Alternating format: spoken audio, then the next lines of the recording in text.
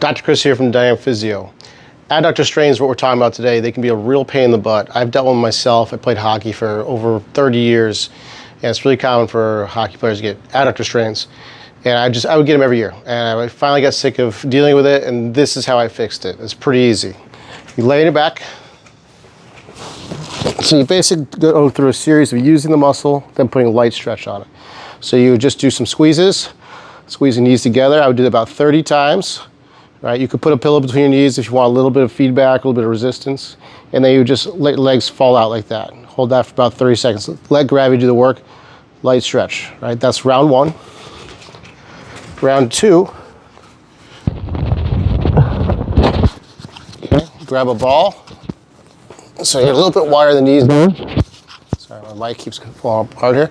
All right, same thing. 30 squeezes. All right. And then you do a light stretch right afterwards. The idea here is we're starting to strengthen the adductor in multiple planes. All right, so 30, right, let that drop.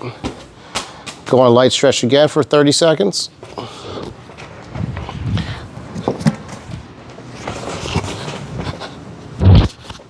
And then a bigger ball, okay? Same thing, 30 squeezes. All right, I'd probably do that maybe daily, every other day, kind of experiment with that. All right, when that gets easy, and I'll tell you, it's going to make you pretty sore the first few times you do it. As that gets easier, get into the gym and do the seated adductor machine. Same thing, you go like a lightweight for high repetition, put on a stretch, just keep doing that over the course of a couple months. That strain should be gone, it'll never come back.